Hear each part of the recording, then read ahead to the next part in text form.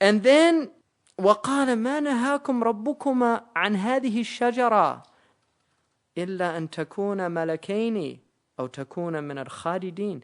The only reason, see, this is now his waswasa. Now, the interesting thing about the waswasa also is the only authority, according to the Quran, that shaitan has is suggestion.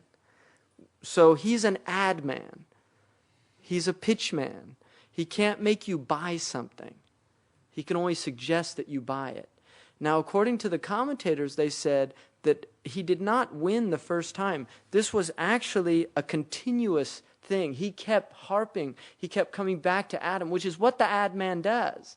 He doesn't come once. He comes again and again. It's unrelenting until finally, maybe I'll just try it. Because you've seen so many commercials and they put all this enticement, or they called and said, if you buy it, you get this or something. And there's all these ways in which people are enticed into doing things that they might not normally do. And this is what he did. Now he says to them, the only reason your Lord told you not to do that is because he didn't want you to be among the angels, to be two angels, or to be those who have khulud. Now, the ulama say about this, there's a couple of opinions. One of them is shaitan, that this was like the blurb, the slogan. It was an enticement, but it didn't affect Adam alayhi salam or his wife, because first of all, they knew that the angel, they were over the angels. Because Adam, the angels had bowed down to Adam. So it wasn't that this was something that they were going to become. And Ibn Abbas actually read it, takuna melikain, that you will be two kings. So making you like kings. And there's a verse in the Quran in which he says that, أَلَا أَدُلُّكُمْ عَلَى مُلْكٍ لَا يَبْلَى. Can I show you a dominion that doesn't dissipate? So Iblis is trying to entice him with the idea of dominion or this mulk, which would strengthen that reading of Ibn Abbas. And that's also one of the difficulties. It's an ishkal in the verse about the malakani from Babel, Harut and Marut, because some of them, these are almost, they're actually teaching people evil, and they warn people about it. So it's kind of like a negative type of revelation. It's something being revealed to people, but it's actually negative. And there's a difference of opinion about what those malakani were. So he attempts to entice him with this, and then says, وَمِنَ الْخَالِدِينَ. And khulud in Arabic does not necessarily mean to go on forever. Khalid means makithun limuddah, right? And that's why there's even a khilaf. I mean, it's not a strong one, but there is an opinion about the khulud fin nar. Ibn Taymiyyah, in one of the transmissions that came from him, he did not believe that the fire went on forever. And he thought that it just went on for a period of time. But the abadan generally means khalidina fiha abada, and abad is, I think abide might even be from that word, abide, because it's similar, it's almost the same meaning, to abide, to continue on in some place. وَقَاسَمَهُمَا. And then he swore to them. Now the word here, qasama, is for musharaka. In Arabic you have fa'ala. So what happened was he told them, uqsim billah. He swore by God. And this is shaitan. See that Shakespeare says, there's a scene in the Merchant of Venice where Shylock, he's telling him about usury, how it's prohibited in the Bible. And Shylock mentions about Jacob and his ewes and how he loaned them to his neighbor, and the ewes gave birth, and then when he got them back, he wanted all of them back, and he said that's the same thing basically. And so, the merchant's friend tells him, watch out, even the devil can quote scripture. So the idea here is, watch out, because shaitan can tell a lie about God, right? And this is what he's doing. قَاسَمَهُمْ. So he said, Billah, by Allah, I'm telling you the truth. And they said, أَتُقْسِمُ billah? Do you swear by Allah? Because what did the jinn say? وَإِنَّا ظَنَنَّا أَن لَن يَقُولِ الْإِنسُ وَالْجِنُّ عَلَى اللَّهِ كِذِبًا. We never thought that jinn or ins, these are jinn. We didn't think jinn or ins would tell a lie about God. So he's saying, أُقْسِمُ billah. This, some of the ulama say, is what fooled Adam. Because he did not believe that Iblis would lie about God. So because what does he say?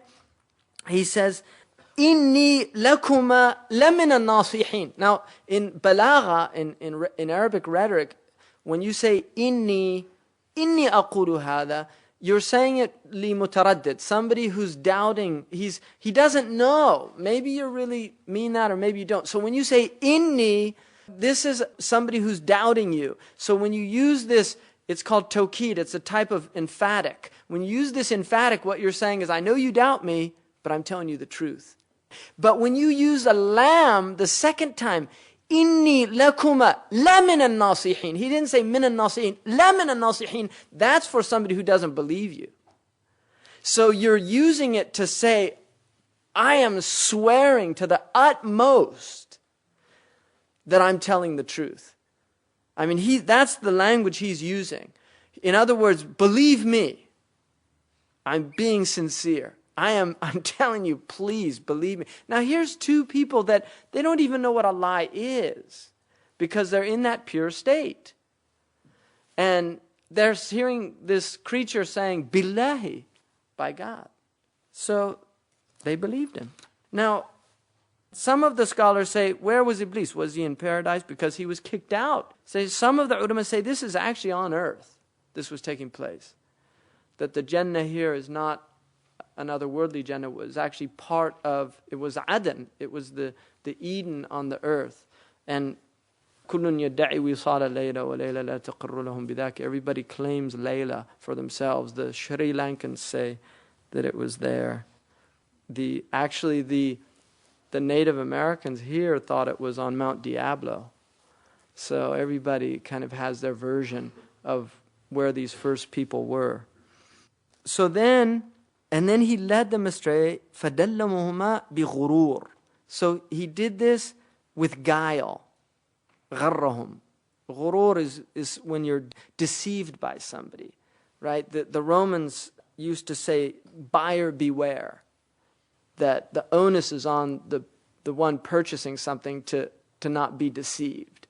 That was in Roman law. That was in Islamic law. It's actually similar to modern law, is that it's actually the seller is responsible. So if you cheat somebody, it's a reason to get your money back. And that's actually Islamic law, but that was not Roman law. So if you sold a house and you knew it had termites and everything, and you didn't tell them, you know, in Islamic law, any type of aib, a fault that's hidden is not. So that's ghurur. Right? They call it bi'r gharar. When you sell something where there's a trick to it. Like you sell somebody a house and then you find out that, you know, it's like you're in Belgium and they don't tell you there's squatters in there. And the squatter law is that you can't kick them out. فَلَمَّا ذَاقَ الشَّجَرَةَ بَدَتْ لَهُمَا سَوْءَتُهُمَا. So when they tasted the tree, right, meaning of the tree, بَدَتْ لَهُمَا, their nakedness appeared to them, right, or their shame.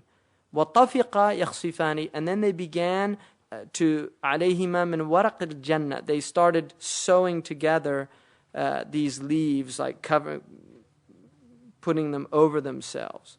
And their Lord called them, وَنَادَاهُمَا رَبُّهُمَا. And this is not any type of anthropomorphic. Don't think that there's a voice coming into it's not anything anthropomorphic. I mean, you can't, بِلَا تَشْبِيهْ وَلَا تَعْطِيلْ. You know, don't think this is a voice like voices. But, I mean, they were called. And the ulama differ about how that actually occurred. But it's not like a voice that, you know, you hear with your ear. أَلَمْ أَنْهَاكُمَا عَنْ تِلْكُمَا الشَّجَرَةِ. Didn't I tell you not to go near that tree? And then, وَأَقُلْ لَكُمَا. And didn't I tell you, إِنَّ الشَّيْطَانَ لَكُمَا عَدُوٌ مُبِينٌ. I warned you about shaitan. قَالَ رَبَّنَا ظَلَمْنَا أَنفُسَنَا. O our Lord, we have wronged ourselves. Now this is very important in this story because this is the exact opposite reaction of shaitan. Shaitan blamed the other. Shaitan blamed God for his problems.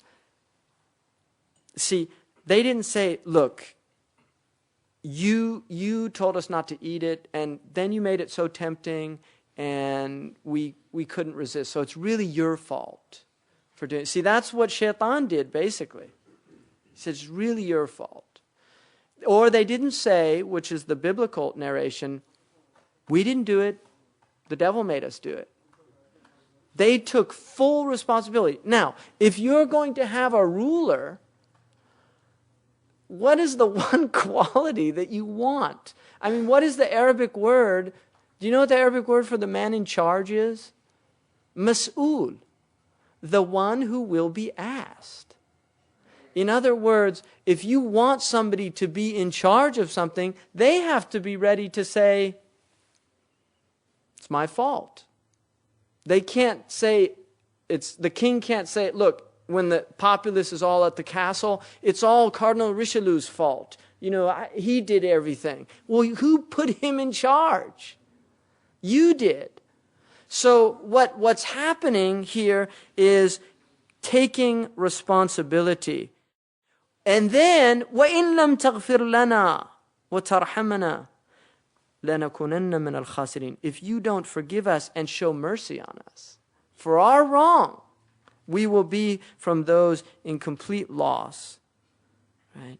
So now they're ready for Khilafah. This was really the test.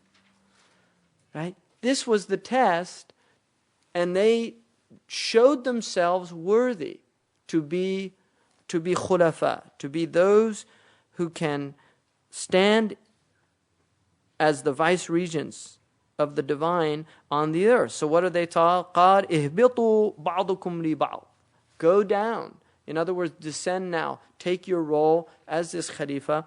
And then some of you enemies to others. Now, in the biblical narration, it's this idea that there's this animosity towards the men and women, that she caused the problems and it's all her fault and that's nowhere here. The enemy here is Iblis. وَلَكُمْ فِي الْأَرْضِ مُسْتَقَرٌ وَمَتَاعٌ إِلَى حِينٍ. And you have in the earth a habitation, a place where you can have qarar, have this period of time, and provision for a while.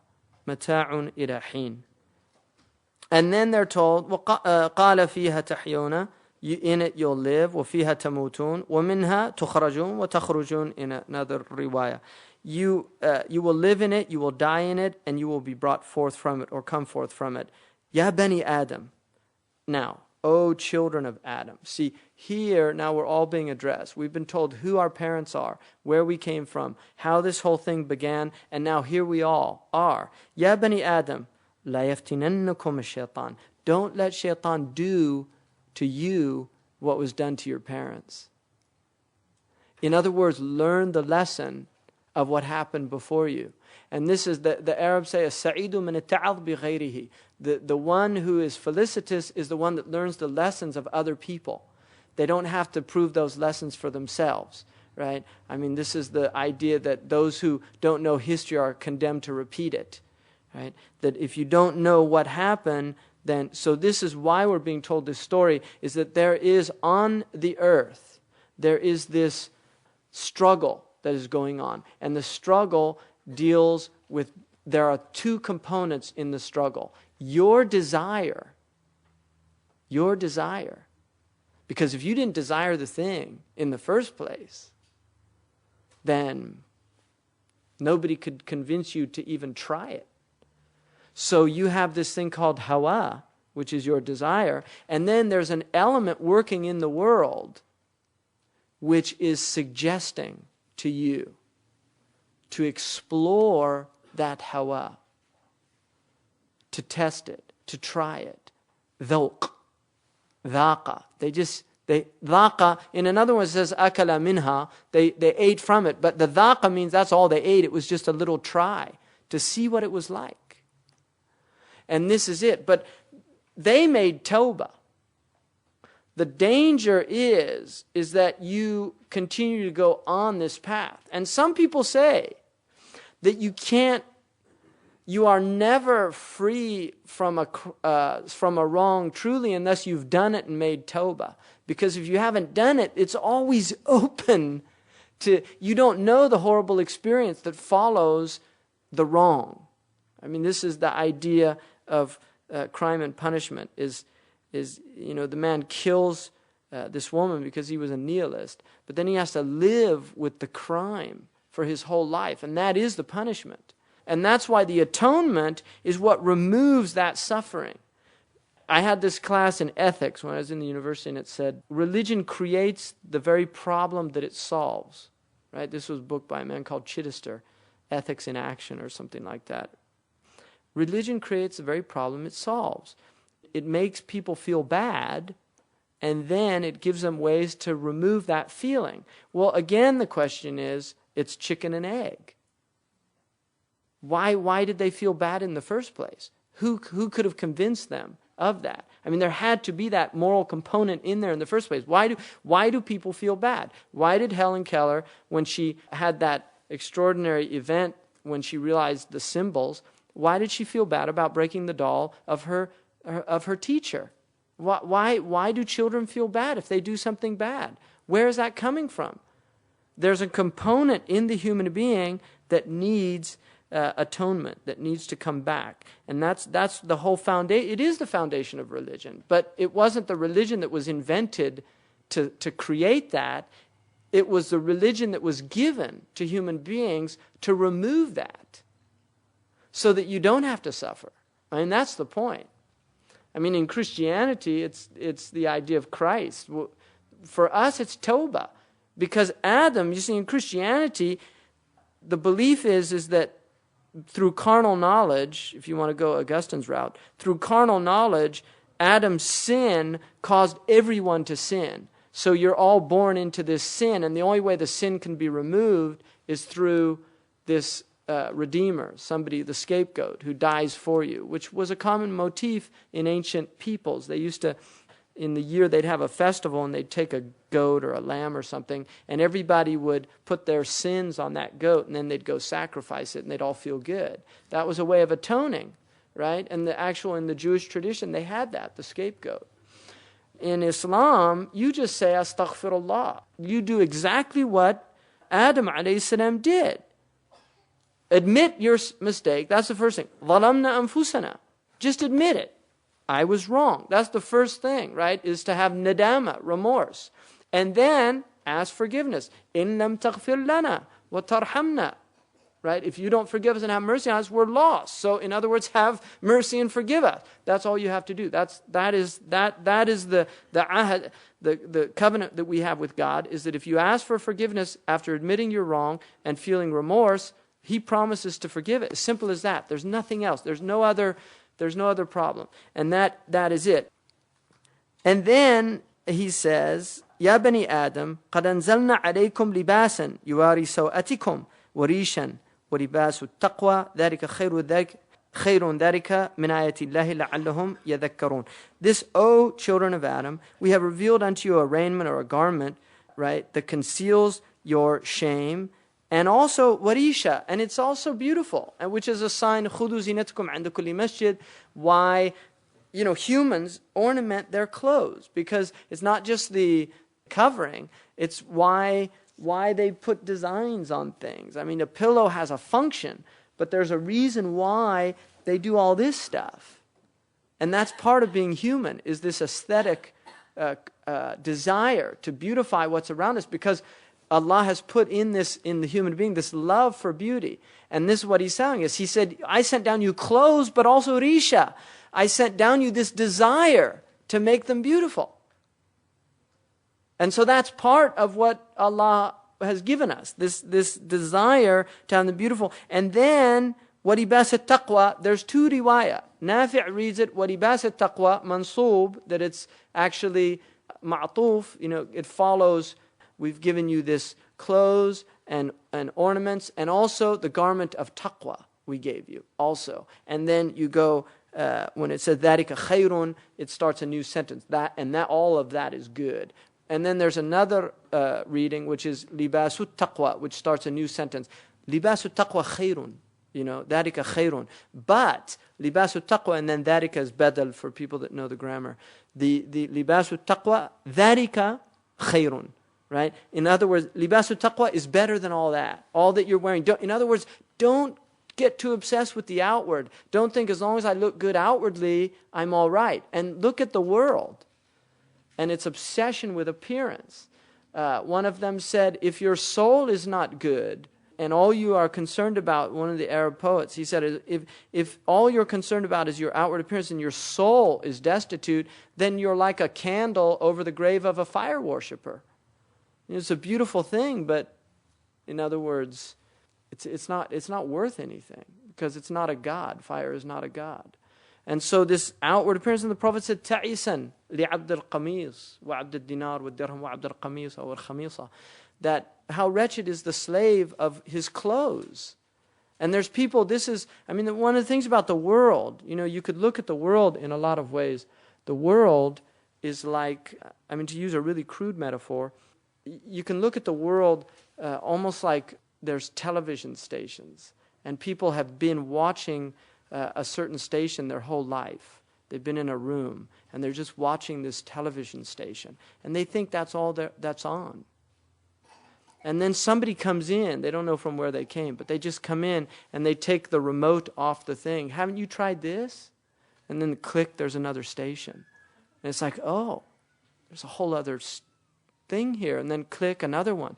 And it's like what people get into is they get into certain types of stations, like lust is a television station, and it really is out there. They have those.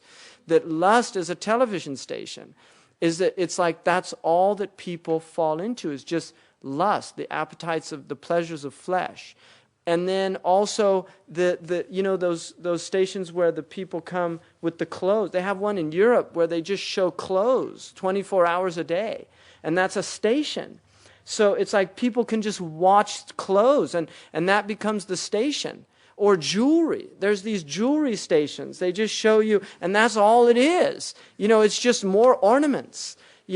Or there's action and drama stations, because there's people that love, and that's what every person they meet, they get in an argument with. Every relationship they get into, it's always drama, because they're on the action drama station. And then there's the political intrigue station, right? And so there's all these worlds you can get into. It's all out there. And you can just turn, but then somebody comes in and says, why are you watching that? There's a whole world out there. What? You mean there's something else on? No, it's not make-believe, it's real. Right? But see, if you've always been watching that TV, it's like these little kids that are just staring. They don't realize there's a world out there. They don't realize they can actually go out and have more fun at the creek playing ball or running around jump. They don't, because they're totally glued into, and that's what ghafla is. Heedlessness is being in that state where you think there's nothing else but this. And that's why people can do great wrong actions like fornicate, because at the moment that's all there is. Or steal. That's all there is. There's that object and I want it, and there's nothing else. And that's why people do the worst things. That's why they can kill. Because at that time, that's the only station there is. There's nothing else. But this idea of libasu taqwa is that there's this other raiment that God's given you. It's not the outward raiment. It's the inward garment that protects your soul. So you begin to actually be concerned not about all this stuff out here, but about this heart that you've got in here that you were told to protect. يَوْمَ لَا يَنْفَعُ مَالٌ وَلَا بَنُونَ إِلَّا مَنْ أَتَى اللَّهَ بِقَلْبٍ سَلِيمٍ. On the day when nothing benefits them, not wealth, not children, nothing except those who come with a pure heart, a sound heart. So then it becomes, I have to get through this life with my heart intact. And the thing about the heart is that the heart hardens literally and metaphysically. There's a physical hardening of the heart that comes from overeating or consuming the wrong foods. And then there's an actual spiritual hardening of the heart, which comes from indulging in one's desires. This completes CD number 13.